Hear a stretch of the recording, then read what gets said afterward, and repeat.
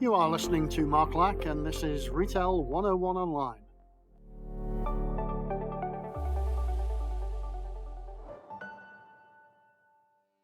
Welcome all to episode number 3, hosted by Mark Lack from Retail 101 Online. For those that don't know who we are yet, please listen to the first episode where I unveil my extensive experience within the dynamic world of retail across the globe and what we're aiming to achieve with Retail 101 Online. For our loyal listeners, a massive thank you for your unwavering support as we continue to revolutionize the realm of retail education with Retail 101 Online. If you are interested in hearing more about retail from retail people, also subscribe to the soon-to-be-released series called Retail Voices.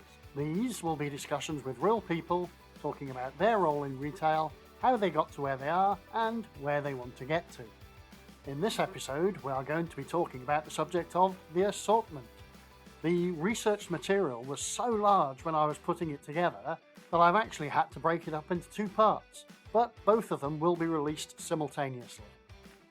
In the first part, we will be deciphering the very essence of assortments, unveiling how customer preferences shape our offerings, and exploring the fierce competition and marketplace that molds our retail landscape.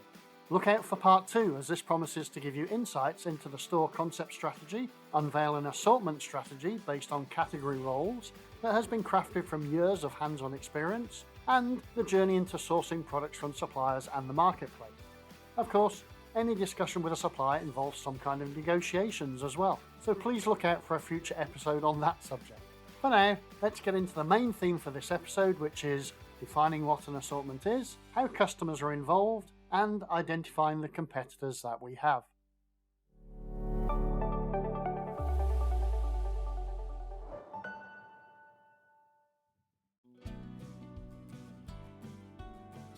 Embarking on the journey to craft the perfect product assortment in supermarkets ignites a thrilling adventure of strategic selection, where every choice holds the promise of shaping not just the shopping experiences, but entire lifestyles. It's a dynamic process of curating an array of offerings that captivate and inspire, transforming mundane aisles into vibrant showcases of possibility and discovery.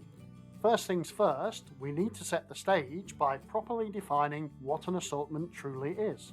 Picture this: our journey through assortment building isn't just about throwing products on shelves. It's about providing crystal clear clarity to everyone involved, from our cherished customers to the hard-working category managers, suppliers, and store teams. And how do we achieve this clarity? By establishing a rock-solid assortment structure that serves as the very foundation of our retail universe. Strap in, because we're about to embark on an adventure where clarity reigns supreme and assortments take centre stage. I think we can all agree that buying, of the type the category managers do when selecting products for the assortment, is not shopping. We use completely different emotions when we are shopping compared to buying. Shopping is a very emotional process. There are many research papers available online that talk about the process of shopping and the adrenaline rush one gets. Is supermarket shopping an emotional process though? Well, as I alluded to in the first episode, and the reason for starting up Retail 101 Online, over the last 40 years or so, we have made the process for supermarket shopping exactly that, a process. We remove the fun and enjoyment of shopping for food. You know, that stuff that keeps us alive. And yes, that was a head slap. On the other hand, buying is mostly a strong, rational process, as category managers are not buying products for themselves, but for the business. This means using facts and a step-by-step process. That step-by-step process is what we are discussing today. How do you build an assortment that creates the maximum purchases from customers who come through the store doors? For a category manager and then the commercial director, there are a lot of products to choose from, which means it is a lot of work. For the customer in a store, especially when it comes to the hypermarkets, there are so many products in the store that sometimes it can be difficult to find the product or products that they are actually looking for. The analytics and heat maps that show where customers spend time in a store show quite clearly that the larger the store, the less percentage of the store the customers actually visit. In a convenience store, the smallest size, a customer may get around to all of the store to quickly find the products they need. However, even then, the actual time they see the displays or spend time at them is less than 35% of the total store visited. In a hypermarket, as you can imagine, it is worse. Even though the customer will spend more time in the store, they may only visit 10 to 15% of the store shelves. Think about your own shopping trips to the different store formats. If this is your regular store, you know where the products you are looking for are placed, so you have a route around the store to quickly pick up those things and then exit again. A reminder from the previous episode on availability, customers in a supermarket are not there to browse, but are there to shop and likely with a list of items they are looking for already in hand.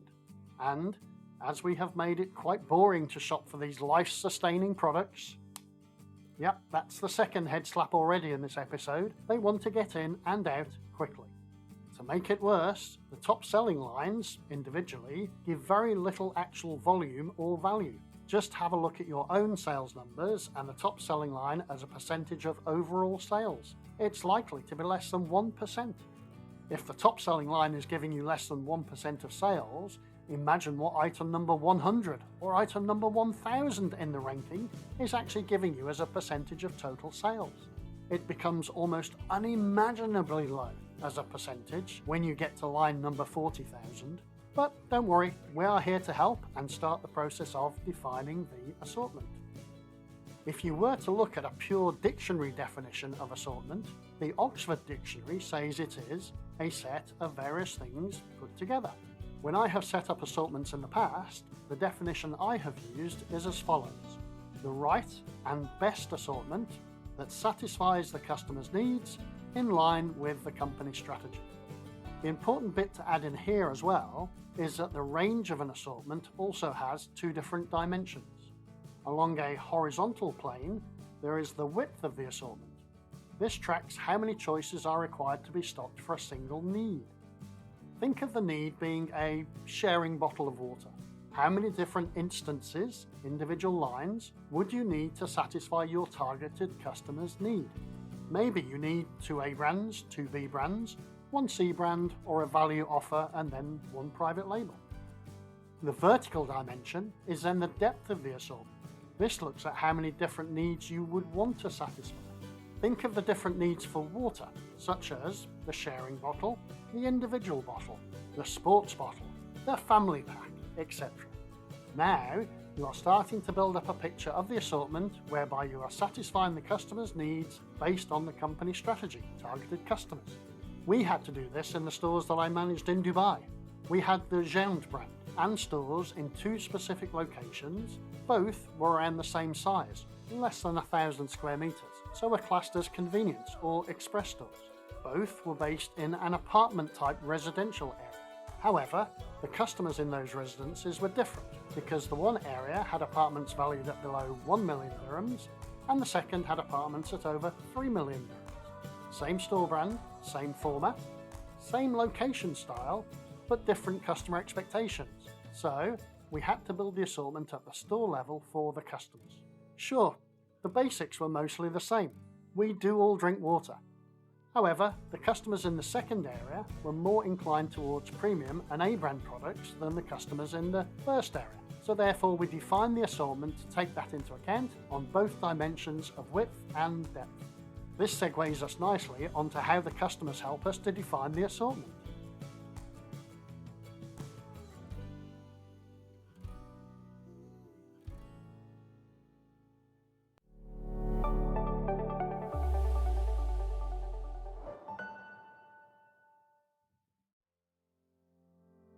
As mentioned, the customers that we have coming into the store really do define the assortment that is required. You'll have to take the time to understand the customer types based upon your store's location. As you already know your brand and your target customer base, one would hope that the property team have already located the store in the space that your targeted customers also occupy. Store feasibility and network planning is for a future episode though. But no store is ever perfectly located, and you may just have to deal with the customers you currently have coming through the door. We do have to look closely at the customer types we have and the demographics, as this will help us to build the assortment. There are several ways of segmenting customers, and each retailer tends to define their own. But here are a few I have used in the past to give you a starter. The family customer. Is it a starter family? Just married or just having kids? Is it a larger family with teenagers eating you out of house and home and rewarding you with grunts for providing them with their meagre daily rations? Is it an extended family with grandparents, parents and children? Is it a single parent family unit, or of course a blend of all of the above? Could it be the empty nesters? For example, you could have dinkies, D-I-N-K-Y, dual income, no kids yet. They might be the grey dollar, older couples whose kids have fled the nest already or gone on to university, so every so often you see a spike in washing powder and frozen pizzas, usually timed for half terms and the summer break when the kids come home with about 3 months worth of washing for someone else to do. There are also the solo shoppers. As mentioned in a previous episode, the nature of how customers live and work is changing, and people are living longer, waiting to have children until later, and living alone. In many of the places I have been around the world, there are also a large number of married bachelors, usually males, who are working abroad and sending money home for their family. This changes the amount of income they have to spend in the stores and the types of products they buy. Another type are the opportunistic customers that visit the store. Whether they are offices shopping for pantry supplies, HoReCa businesses, hotels, restaurants and caterers, resellers, smaller convenience stores taking advantage of the promotional prices, tourists, and the cherry picker customers who travel from store to store picking up offers and promotions along the way. We could also talk about the adventurist, the top-up shopper, the health nut, and the family feeders as well. These are much more detailed segmentations, usually tied to a customer directly via a loyalty scheme, and we will discuss this much more in the episode on customers. When looking at the store catchment area, the geographic area in which a brick and mortar store attracts its store visitors, this defines the available amount of customers. Within that, you then have some customers that are active, those that visit you regularly but are not the main shop. And then you have the loyal customers, those that do use your store as the main shop. A reminder here of two things about this. Firstly, the drag and draw effect. Just because a customer is classed as loyal does not mean they live locally, as it might just be that they work locally and use your store as their main store. Secondly, most customers do not just use one store. Empirical evidence suggests that for around 60 to 65% of their shopping requirements, customers will use a single main store. However, for the other items, they have a repertoire of up to 7 other stores. This could also link to the drag and draw effect, whereby they top up at a store closer to work or home. This helpfully leads us into the next segment, still about the customer, but now about the why and the way they shop.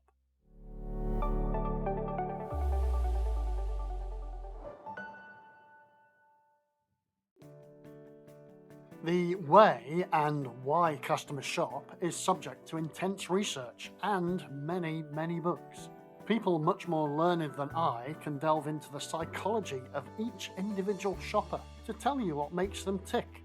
Here, however, I'm wanting to give you some more basic insights into first the why and then the how you can look at the way people shop. To start with, there are a number of factors that affect and influence shopping behaviours, and I have broken them down into 4 distinct aspects as follows. The first one is the cultural factors that influence shopping behaviours linked to the cultural and societal environment. When I worked in the Kingdom of Saudi Arabia, until recently, it was mainly the men who did the shopping, as women were not allowed to drive. This is changing, and we were seeing more and more women completing the main shopping, which changes the dynamic in the stores. Social classes would have also defined where people could or couldn't shop, and at what time of day or day of the week. Aldi in the UK have managed to break down those social barriers in that you will see the middle classes, who once derided it and would only be seen in Waitrose, now shopping there on a regular basis. And of course, the cultural trends that happen. The evolution of the organics and free-from stores that opened forced many retailers around the world to start offering these products too, with some stores, including our Géant stores in the Middle East, to have whole aisles dedicated to organic and free-from. Just a note on what I mean from free-from: these are products that are maybe sugar-free, gluten-free, etc. Different to healthy, as just because they are free from something doesn't necessarily make it more healthy. Please always read the ingredients list.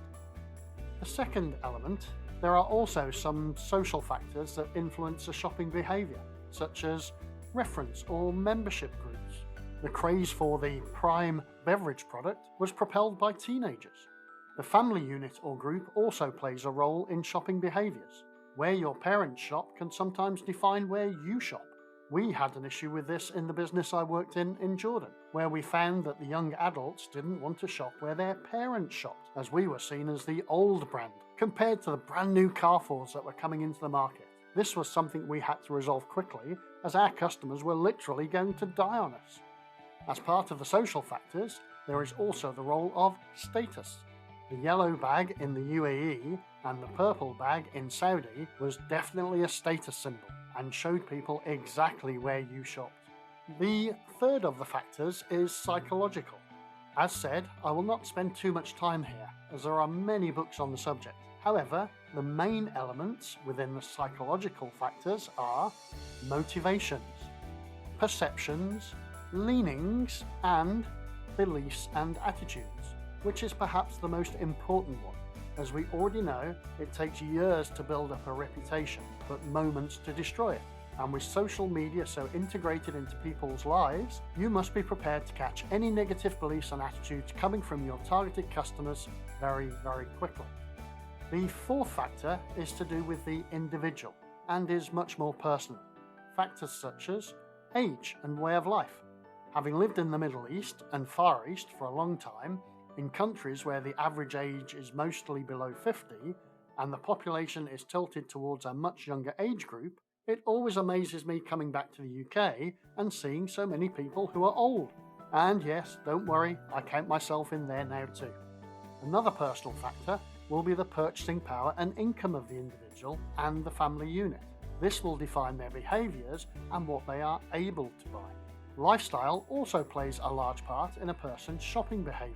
Are they very active, into sports and the gym, or are they more sedentary, etc.? And finally, the factor of personality and self-concept will also play a role in the shopping behaviour.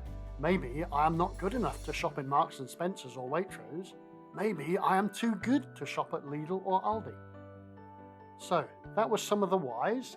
Now, what about the ways customers shop?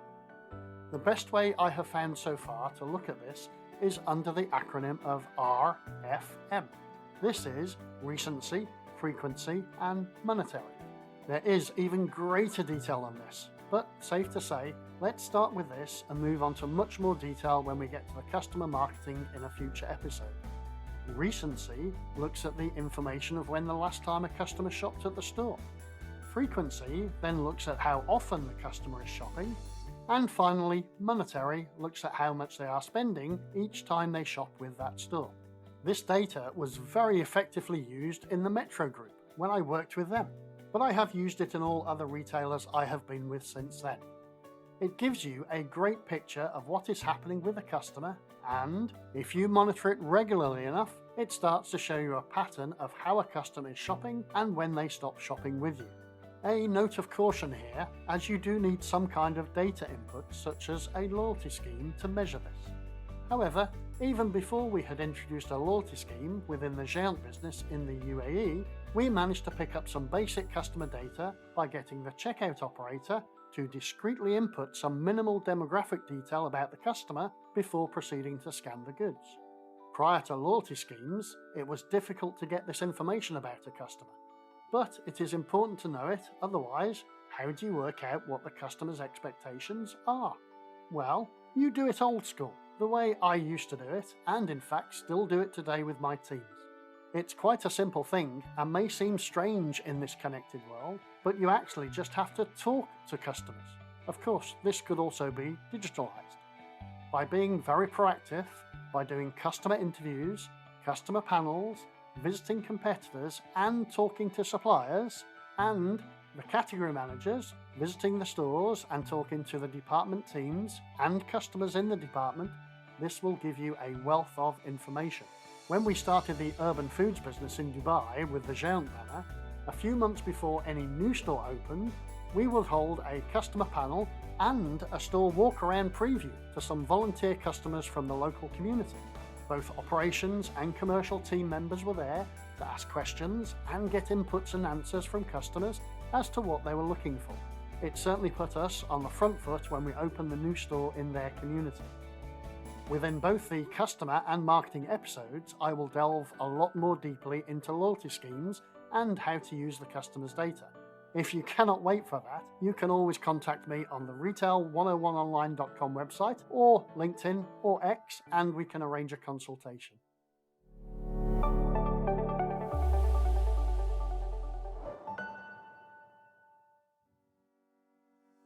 Unfortunately, and as much as it pains me to say this, we all have competition, and this also impacts the assortment we put in the stores.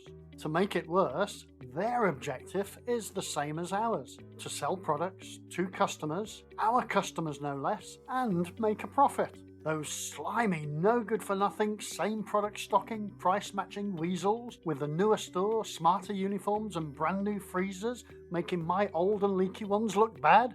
Oh, but I seem to be digressing. How we go about identifying competitors will also help define our assortment.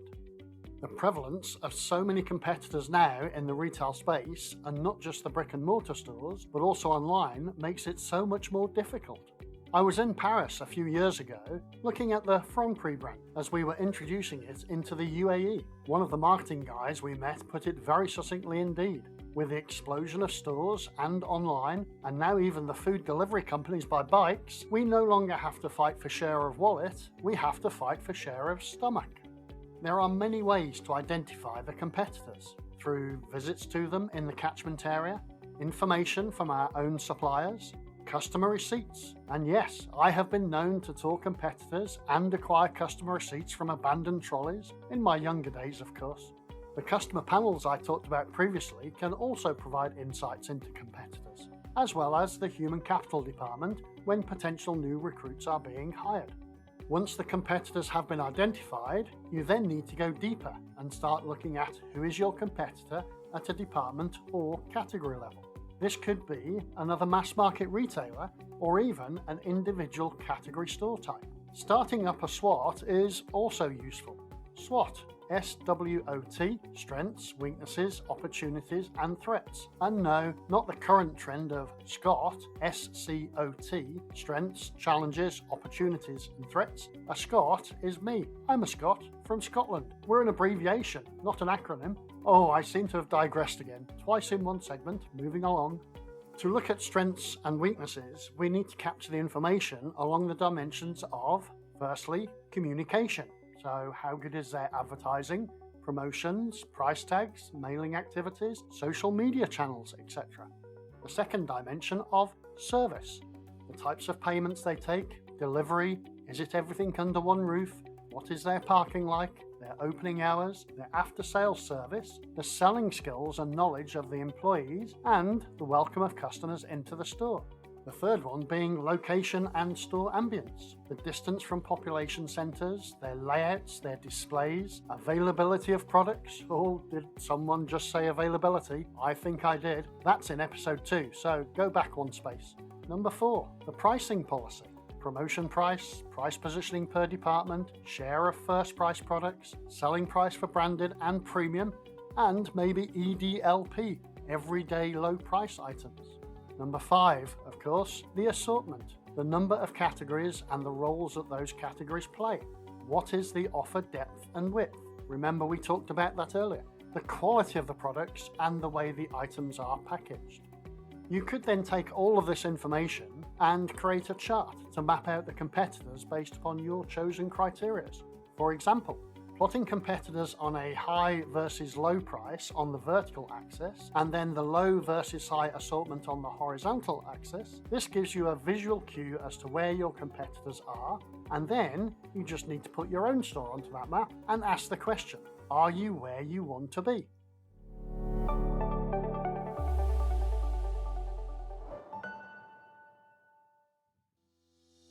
I have been asked in the past what are the key points I would need to explain to a new category manager to help them understand the market as a whole. Well, the first thing to understand is the market structure. How does a product get from the producer into the hands of the consumer? It's a long and complicated route, and in some of the countries I have been in, it can get very complex indeed. In many countries, there are farm shops. The farmer produces products and then sells directly to the consumer from a farm shop. This is perhaps the simplest supply chain we have.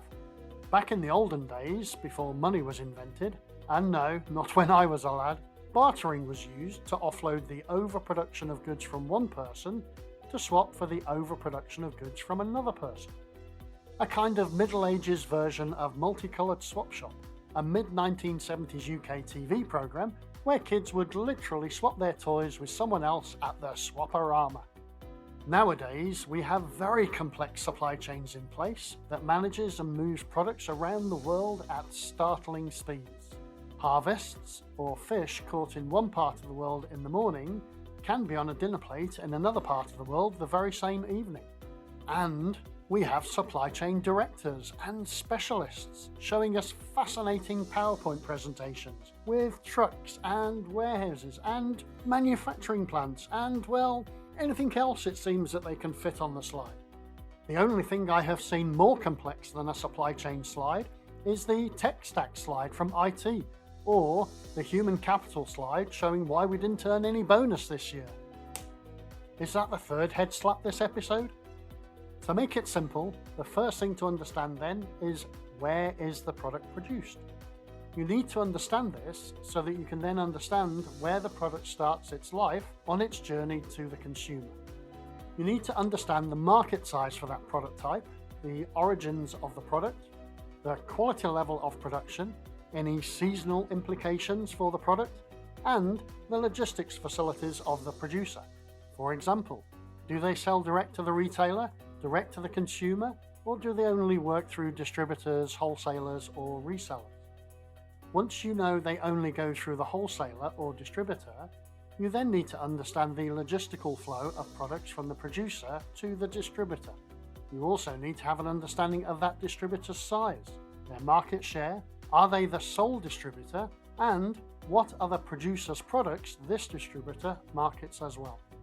Some information you should be gathering from the producer or distributor is about the relative market size for the products that they are selling. What are the trading patterns and trends for those products? And which channels, retail, direct, etc., is the chosen route to market? I would not have thought just a few years ago that some of the biggest manufacturers in the world would start selling direct to consumers. However, it seems the trend has started and will no doubt accelerate. I recently found that Heinz, having its own website to sell direct to consumers by utilizing the Amazon Delivery Services network, to be another new threat for us. The poor retailer, with just a nationwide network of stores and thousands of customers already coming through our doors. Why would they do this to us? I think we know the answer to that one. More profit for the manufacturer, of course.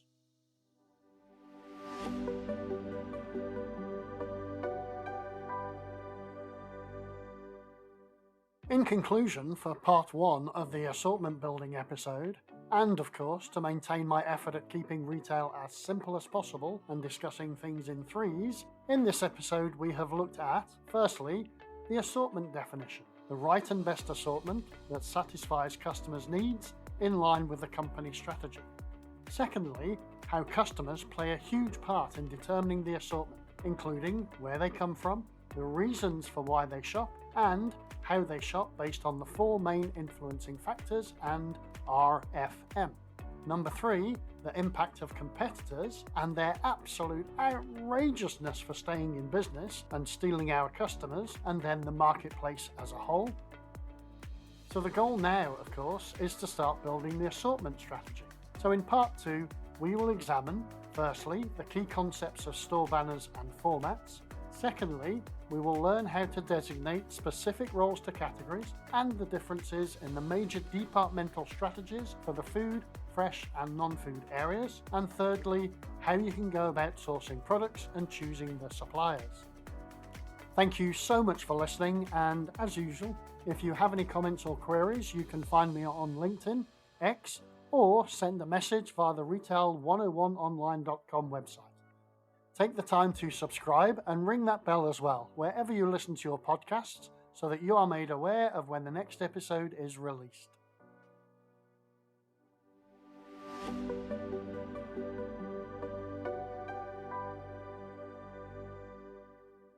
And that's it, folks. Thank you so much for tuning in, and we'll see you in the next episode, maybe in a couple of weeks' time. Cheers.